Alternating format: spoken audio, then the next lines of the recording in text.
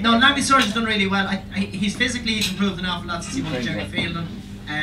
He's a lovely moving horse, travels well, he's got plenty of pace. I think he copes well with soft ground, but I'd like to think he's better on better ground.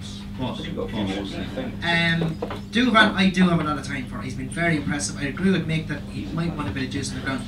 But the thing is, they've started watering it today, and there's rain forecast Sunday. There's a good chance that it'll be good to soft on the first day. They generally overdo it when it's slower. He will want to start the week on good to soft, won't he? Oh, he will, exactly. So the first day. No, we can hear you. Okay. We can't. The first day he's going to have it. He's going to overwater because he won't be able to get as much water on overnight for Wednesday. So he'll overdo it for Tuesday. It'll be slower Tuesday than Wednesday given dry weather. But I think Lammy Surgeon has a great chance. Duvan, he's a worthy favourite and he's going to be hard to beat. The value for me, Jolly Allen. Jolly Allen ran a cracker in Sandown by Gardner Victoire. Travelled really well. That was way too soft for him. I think he's a good solid each way bet. Alvisio who they thought was the best novice Willie had until he got beaten the last day of the night in Leopardstown. They say he wasn't fit that day. He's a sneaky one. So the two JPs could be the dark ones, Jolly Allen and Alvisio Field. But I wouldn't put off my horse. I think he's a great chance, but it's a good race. Tom, you usually have plenty of anti-post bets leading into the festival. Is Duvan a good thing in your eyes? Anyone who wants to back Duvan cannot do it now. Wait till the morning. Wait till the morning of the race. You'll get 5 to 2 without a question, without a shadow of a doubt. The bookmakers will want to get Duvan. They'll want you to back him, and they won't care if they win. If he wins, because they want you to back with him for the rest of the week. So they'll have 5 to 2 up in the morning. You can back it with them. If you win, they know they've got you for the rest of the week. So don't back Duvan now. Wait till the morning. You get 5 to 2. Personally, I don't think he's the one to back, even at 5 to 2, simply because he hasn't done it yet. You know, you look down the Racing Post and you look at the form and the stats and all these geeks that sit by the computers, and he's like halfway down. He's halfway down. He's not at the top. He's not halfway down with us as well. Well, of course you can, but he's not been exactly. But he's 7 to 4. Do you want to back him at 7 to 4 for that?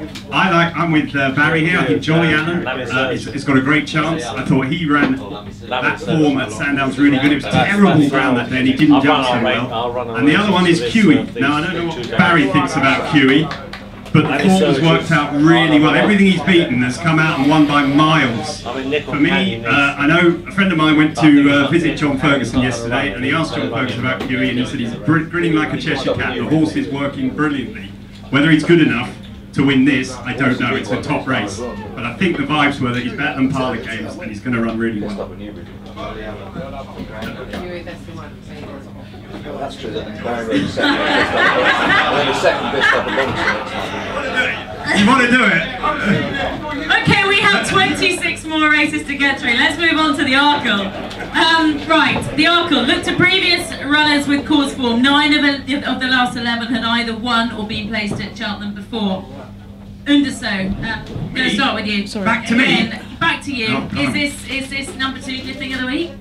Look, if he jumps the first 2, he'll win by 15 lengths. But that is a big question for him. He's a bit of a nutter. He's a bit of a nutter. He can get seriously worked up. There's going to be. I was at a preview the other night, and one of the bookies said, you know, one of the jockeys, one of the Katie Walsh said, look, he's yeah, that's my. I did 16 last year. I only do 4 this year. I'm a bit worried that there might be a reason for that. That's you, Mick. And they said that if they went round saying "boo" in the paddock all the time, they might get him beat. But you know, because he's so on edge. But for me, I think he's going to win by miles. He's just got to get over the first 2. The others aren't great. They really, really aren't great. In a good Arkle, maybe throw something up against him each way. But there's nothing good in there. He'll win. Okay, Barry, you've ridden him before. Tom's just touched on the fact, you know, he is quite keen. He has his quirks. What do you think? No, he is. He's a handful. I won him in a tie in May when Ruby was injured, and you know he was sideways leaving the parade ring. He was okay going to post, and he's a funny horse. For the first part of the race, I'd say for about 6 furlongs, and Ruby had said it to me. He said he'll be okay, and then all of a sudden you'll just turn a corner and he'll just fuck off. He's gone. And that's how he was in the tie. He turned the bend away from the stand, and it was 5 lengths up, going a nice pace, and away he went. You know, and like that, he only scraped in, he won a neck, he beat Gemex, who's a very good horse, but he's vulnerable if he was to do a turn away from the stands and down the hill to the first and the back, he could very easily do too much. I think if you're really clever, I'm not a betting on myself, but if you're to follow it in running and just watch the fractions, watch the pace of the race, the whole preliminaries, right? He has the preliminary, but when he leaves the preliminary, he's a canter past the stands. He's the canter back with 5 furlongs back to the start. So by the time he gets to the start, you know, he could have a race ran at that stage. You know, if he gets free going down, he's going to go out the gate like a Scotland cat.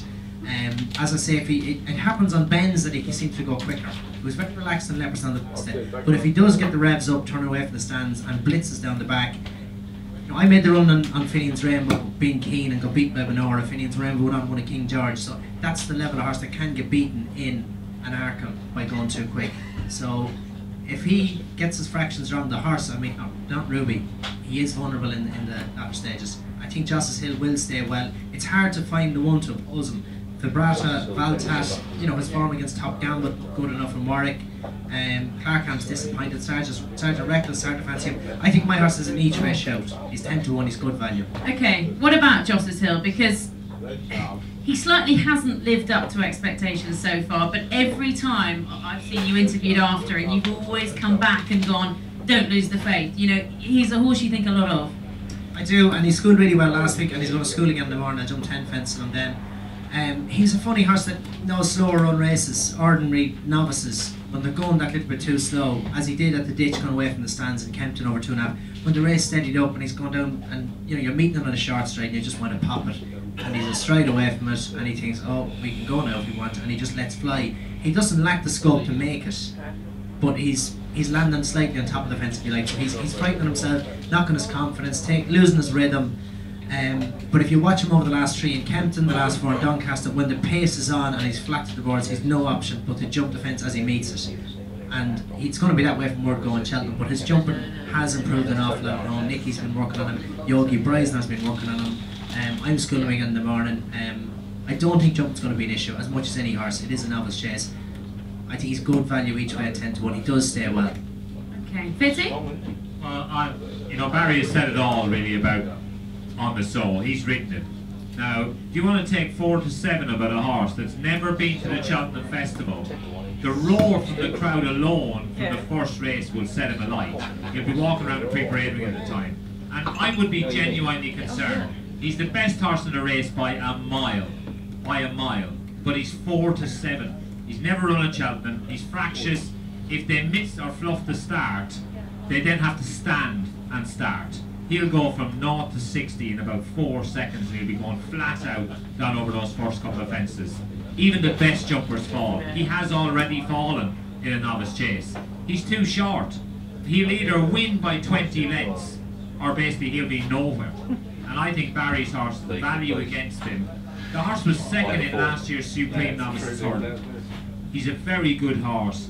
The one thing you've got in your favour is the man on my left has got plenty of faith and he's jumping and he's riding him. If you've got that on your side, you've got a runner.